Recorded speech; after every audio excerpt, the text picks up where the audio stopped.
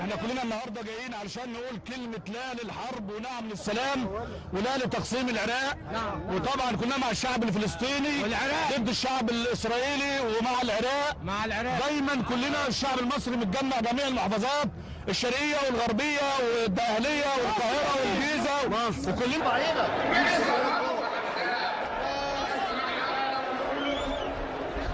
خش كل بقى على العراق. ايوه هنبدا.